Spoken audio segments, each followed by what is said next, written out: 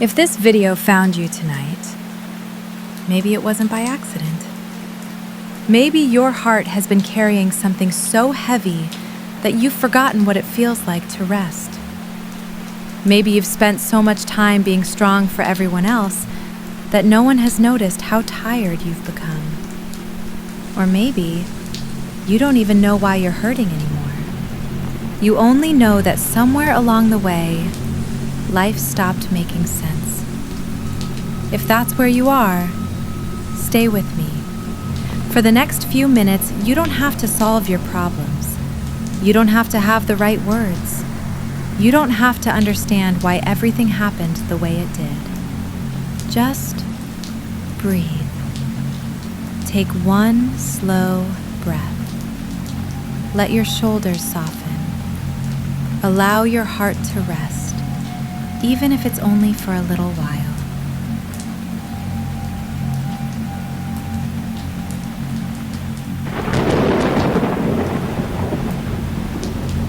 Life has a quiet way of convincing us that we're lost, when really, we're only standing in the middle of a story that hasn't reached its final chapter. The middle is a difficult place to live, because you can't see where everything is leading. You only see what hurts. You only see the unanswered prayers, the closed doors, the delayed dreams, the silence. And sometimes, that silence becomes so loud that you begin to wonder if God has forgotten your name. Maybe you've looked around and watched everyone else move forward while you feel like you've been standing in the same place for years.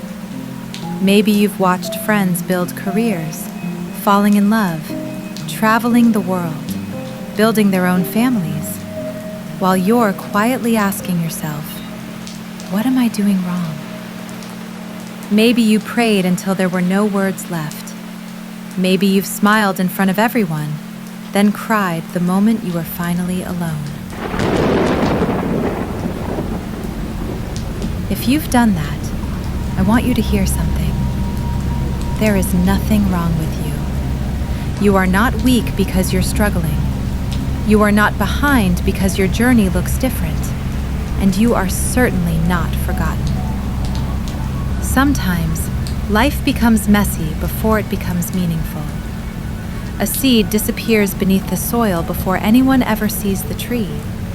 To someone standing above the ground, it looks buried, hidden, forgotten. But beneath the surface, life is quietly unfolding. Perhaps that's where you are today. Not buried, but planted. So, hold my hand for just a moment while I tell you something I hope you'll carry with you after this video ends. Your worth has never been measured by how productive you've been, or how quickly you've healed, or how many dreams you've accomplished. Your worth has never depended on how impressive your life looks to other people. You matter simply because you exist. Simply because you were created with intention. And nothing, not failure, disappointment, or heartbreak, can erase that. Whenever life feels unfair, we can often think about Joseph. God gave him dreams that were filled with hope, but almost everything that happened afterward looked like the complete opposite of those dreams. He was betrayed by his own brothers, sold into slavery, falsely accused, forgotten in prison. If someone had read only that chapter of Joseph's life, they would have thought his story ended in tragedy. But God wasn't finished writing. Years later, Joseph looked back and said, "You intended to harm me, but God intended it for good." The betrayal wasn't good. The prison wasn't good. The suffering wasn't good. But God was able to bring goodness out of what others meant for harm. Not because the pain didn't matter, but because God's faithfulness was greater than the pain. David knew this too.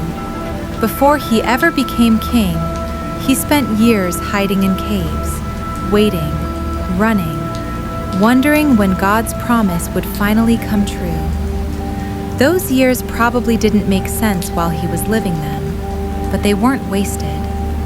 God was shaping his heart in places no one else could see. And perhaps that is what he's doing with you, too. Not punishing you, not abandoning you, but preparing you in ways that only time will reveal. One of the most comforting promises in Scripture comes from Romans 8:28. And we know that in all things God works for the good of those who love him, who have been called according to his purpose. Notice what it says. It doesn't say that all things are good. It says that God works through all things, even the things we would never choose, even the prayers that seem unanswered, even the seasons that leave us confused. Even now, while you're listening to these words, maybe your life doesn't make sense because you're standing in the middle of the story, not at the end of it. If you've ever stopped reading a novel halfway through its darkest chapter, you wouldn't call it a hopeless story, because you would know there are still pages left to turn. Your life is no different. This chapter is real. The pain is real. But this chapter is not the whole book. So if you're tired, rest. If you're grieving, allow yourself to grieve. If you're healing, don't rush yourself. If all you can do today is breathe, then let breathing be enough. Healing is rarely loud. Most of the time, it happens quietly, like the sunrise that never asks for attention, like the tree that keeps growing while no one is watching, like God's gentle work inside a heart that has almost given up. Before we part ways, I want to leave you with one last thought. You don't have to understand everything to keep taking one more step. You don't have to see the entire path to trust that God is still walking beside you. And you don't have to carry every burden alone. So tonight, be gentle with yourself. Rest without guilt. Cry if you need to. Pray if you can. And if all you have is silence, remember that God is not absent simply because he is quiet. Some of his greatest works begin where we can see the least. Take one more deep breath. Let hope return, slowly. Not because every question has been answered, but because you already knew that your story is still being written.